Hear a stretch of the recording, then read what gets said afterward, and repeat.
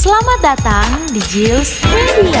Hai guys, kali ini Jills Media akan mempersembahkan video pembahasan gratis materi kamu di sekolah.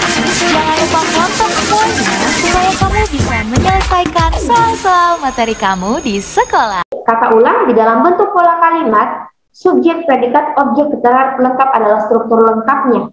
Tapi di dalam sebuah kalimat, tanpa ada subjek atau predikat dalam salah satu kalimat tersebut, itu bukan kalimat namanya. Kalau subjek, objek, keterangan pelengkap, aman. Predikat, objek, keterangan pelengkap itu tidak tepat. Harus ada pembentukan subjek dengan predikat keduanya di dalam sebuah kalimat, baru aman. Gitu. Oke? Agar lebih mudah memahami lagi, kita akan ke contoh soal. Nah, kakak review dulu. Di dalam bentuk kalimat efektif, pola kalimat harus jelas, harus terbebas dari pemborosan kata. Gitu. Cukup dua saja pegang sebagai bentuk kalimat efektif. Sebenarnya masih banyak lagi, tapi kakak kasih dulu dua pembentukannya, supaya kalian lebih dasar memahami. Kalian perlu penggunaan dasar yang kuat, supaya kalau masuk di materi yang lebih tinggi bisa lebih paham. Jadi pembelajarannya lebih dasar dulu. Gitu. Oke? Kita akan memasuki pembentukan contoh kalimat. Di nomor satu bunyinya adalah kalimat efektif terdapat pada. Kita akan analisis. Alfa, Bibi memasak dan menggoreng ikan di dapur. Bravo, Naila adalah siswa teladan dan jadi panutan di sekolah. Charlie, Indah sangat giat belajar demi untuk ujian kenaikan kelas. Delta, Hayu memotong wortel dengan cepat. Error, Ulul memanggil Cici dengan suara sangat kuat sekali. Di sini sudah nampak jelas bahwasanya sebuah bentuk kalimat efektif dilihat dari penggunaan pola kalimatnya, subjek dengan predikat ada, kemudian dari pemborosan atau terbebas dari pemborosan kata. Nah, kita akan analisis pembentukan alfa dulu. Bibi memasak dan menggoreng ikan di dapur. Ada predikatnya? Ada, memasak dan menggoreng. Siapa yang memasak dan menggoreng? Bibi. Artinya kalau subjek predikat aman, tinggalkan saja langsung. Gitu. Tapi lihat lagi bentuk dari segi penggunaan pleonasmenya atau pemborosan kata. Ingat, memasak dan menggoreng ini penggunaan yang boros. Kalau sudah menggoreng pasti orang memasak juga. Jadi tidak usah gunakan penggunaan kata memasak. Karena kalau memasak pasti menggoreng namanya. Ataupun menggoreng memasak juga namanya. Bibi menggoreng ikan di dapur. Bibi memasak ikan di dapur. Jadi sama-sama penggunaan konteks memasak. Gitu. Jadi ini salah. Naila adalah siswa teladan dan jadi panutan di sekolah. Teladan dan jadi panutan ini merupakan konteks yang sama. Kalau teladan artinya jadi panutan kan? Jadi gunakan salah satunya. Ini namanya pleonasme juga. Charlie, Indah sangat giat belajar demi untuk ujian kenaikan kelas. Di sini ada pemborosan kata? Ada. Kata demi dan untuk. Demi dan untuk ini sebagai bentuk tujuan. Indah sangat giat belajar demi ujian kenaikan kelas. Atau Indah sangat giat belajar untuk ujian kenaikan kelas. Demi dan untuk ini sama-sama bentuk tujuan. Tidak usah digunakan keduanya, artinya bukan jawaban. Delta, Hayu memotong wortel dengan cepat. Apakah di sini aman pembentukan pemborosannya? Ada bentuk pemborosan kalimat? Tidak ada. Dari segi predikatnya dan subjeknya ada? Predikat itu kata kerja, memotong. Oke, predikatnya adalah memotong. Siapa yang memotong? Hayu, berarti subjek predikat ada aman. Tidak usah dilanjutkan objek, keterangan, dan pelengkapnya, tidak usah. Artinya S dan T-nya ada, selesai. Terbebas dari pleonasme, selesai. Ini cara cepat menentukan sebuah bentuk kalimat efektif. Error. Kita perhatikan dulu error. Ulul memanggil Cici dengan suara sangat keras sekali. Ada kata sangat, ada kata sekali. Sangat dan sekali ini sama-sama pembentukan yang berlebihan. Jadi tidak usah gunakan keduanya. Jadi jawabannya ada di opsi delta. Gitu. Gampang kan? Iya. Nah, kemudian kita lanjut. Kita lanjutkan di nomor 2. Tangannya mengusap gambar yang mulai berdebu yang diambilnya dari dinding. Apa petunjuk soalnya? Kalimat di atas mengalami perluasan. Ingat tadi perluasan itu apa? Yang menggunakan kata ya ataupun yakni.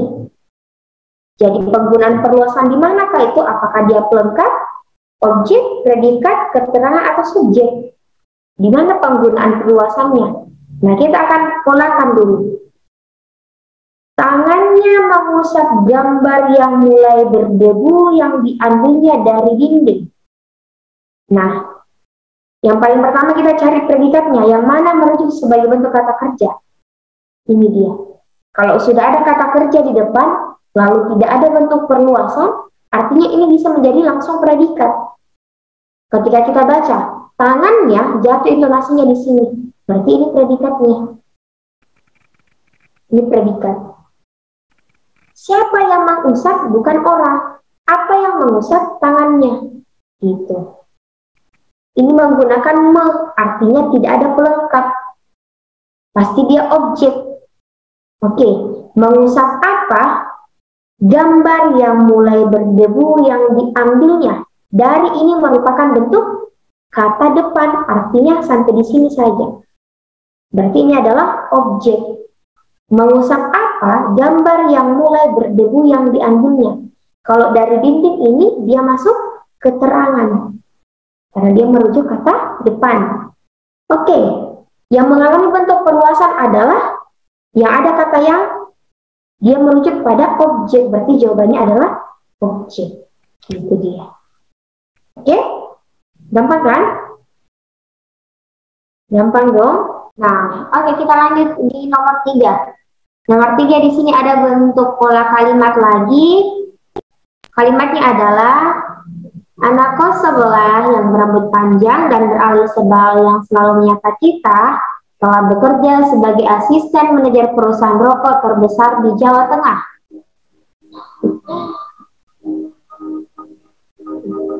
Ulang-ulang dulu. Masih bebas.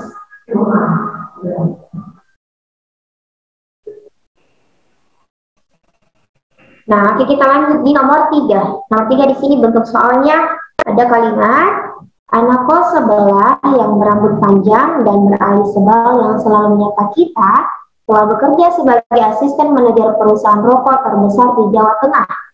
Nah, di sini yang mana bentuk predikatnya? Ada beberapa penggunaan bentuk kata kerja. 1, 2, 3, 4. Di sini ada 5 lagi. Nah, ingat yang kakak berikan trik bahwasanya di dalam bentuk kalimat hanya satu predikatnya. Yang pertama, cara menganalisis bahwa kita harus cari jatuh intonasi pertamanya. Kita baca di mana jatuh intonasi pertamanya. Anak kos sebelah yang berambut panjang dan beralis tebal yang selalu menyapa kita, berarti di sini. Gitu. Di sini predikatnya. Ada kata kerja? Ada, telah bekerja. Nah, sudah dapat. Siapa yang telah bekerja? Anak kos sebelah yang berambut panjang dan beralis tebal yang selalu menyapa kita. Itu adalah subjeknya mulai dari awal sampai selesai. Kepada kita. Nah, ingat, di sini ada penggunaan ber.